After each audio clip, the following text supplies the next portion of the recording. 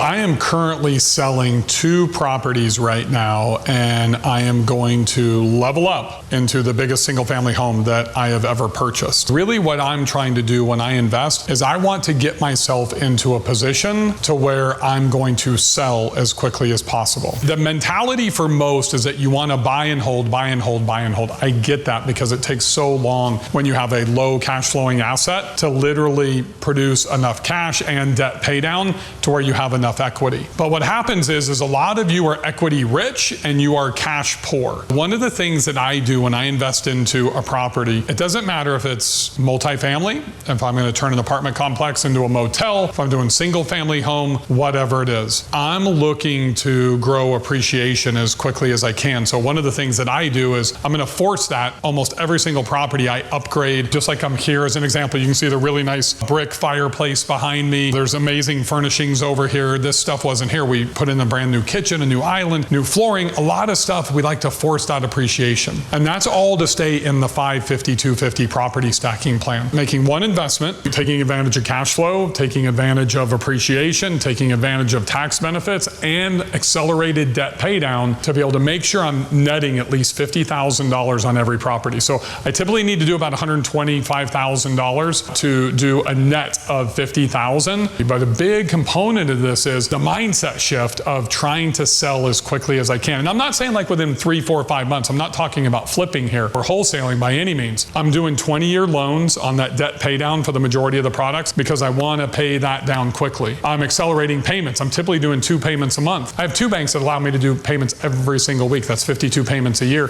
So I can offset that interest and pay down more principal. If my profit is going to be above my debt pay down schedule for my entire portfolio, because I personally don't need to live off of my profit, then I'm going to accelerate those payments even more. I might start adding $100 or $250 or $500 on each one of those payments straight towards principal because I want to build my equity quickly. So let me go back to the deal I'm working on. Buying a $3 million property in Montana. It will underwrite based on a $590,000 20% down payment, but it's not going to have much cash flow. So that becomes risky. I'm probably going to put down about $1 million in cash. If I put down $1 million, so roughly another $410,000, then I should see about $60,000 in cash flow. And that's just off the cash flow perspective. Now when I look at the appreciation, which I did go in and I ran 17, 18, 19 appreciation numbers. I did do COVID 2021, but I X those out and don't count those. And then I look at 22, 23 and looking about 6.5, 6.7%. I'm going to peel that back down to be conservative to 5%. On a $3 million property, that's $150,000 a year in appreciation. So this is not a property that I will be looking to sell, even though I will get cash flow, even though I'm going to add an events and the Build Faith Training Center here to where I can bring in and do boot camps and stuff like that, which will increase my cash flow. I'm looking to pay this off as quickly as I can, like within 3 years. So all of that income will go back to paying this property down. What I am doing is I'm selling 2 properties. I'm actually selling my condo in Cora, Montana at the entrance to Glacier National Park. I have owned it for 10 months. Why am I selling it? Because of the fact that it's not producing enough cash in regards to the equity that I have already generated. I've got like $270,000 in equity. It's a better investment for me to take that equity out. I will 1031 that property into this new property. And I'll put that $270,000 as a down payment onto this property. I'm also selling another property. It's my little Dragonfly property. It's a beachfront property in Fort Morgan, Alabama. I should clear probably about $975 off of the transaction of that property if I can get what I think we'll get for it. The problem is with $1 million in equity, I'm netting right around $100,000 to $115,000 a year. So that is a 10-year payback. I would rather put that into this property and level up because the appreciation on that I think is going to be maxed out around $2 million to $2.25 million. I don't see that property being worth $3 million in the next 5 years. I do see this property, the bigger one I'm investing into, continuing to appreciate at $150,000 a year. And I'm not going to see that down in the Fort Morgan market, which is different than the Gulf Shores market. So that's why I'm making these strategic decisions. Now I will let you know I'm sitting on $2 million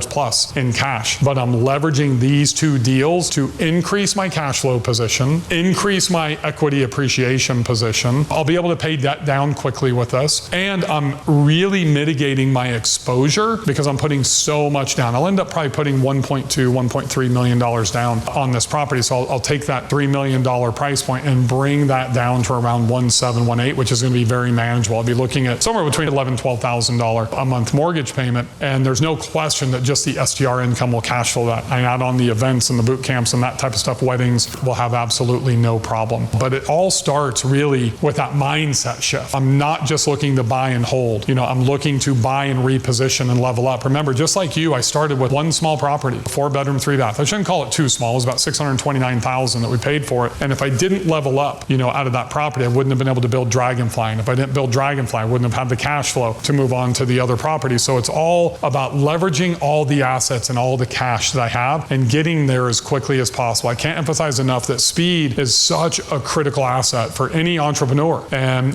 this is an entrepreneurial venture, investing into real estate, investing into short-term rentals. That's why I'm just adamant you guys have to have an intimate relationship with your financials. You need to have P&Ls. You need to be looking at your cash flow. You need to be doing return on equity audits. That's what kind of sparks this. I wasn't just looking to level up and get a bigger property. I went through a return on equity audit and I saw that these two properties, the equity was outproducing the cash flow that's being generated. So then I'm looking for an opportunity to reposition and to level up. That's how I've got to $1 million properties. That's how I got to $2 million properties. That's how I'm now getting to a $3 million single family home. Keep that mentality. Look at all 4 components in your investing strategy. Cash flow, number 1, appreciation, number 2, tax benefits, number 3, and then debt pay down, number 4. And the reason that tax benefits are number 3, that is a single year.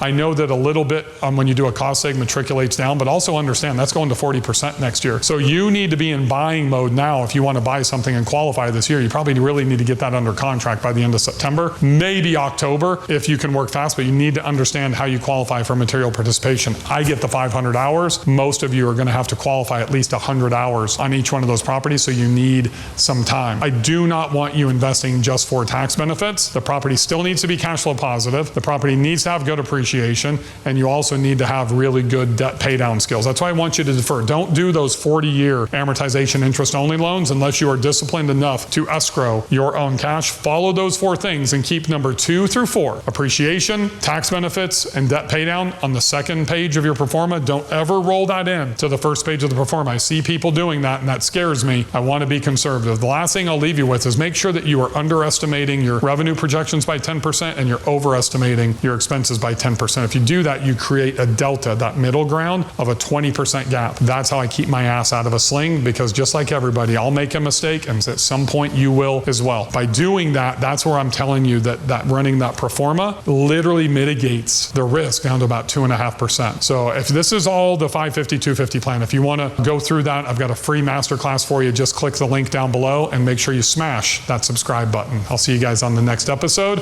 but I've got something special waiting for you right there. Click on that video, then hit subscribe, then download the masterclass.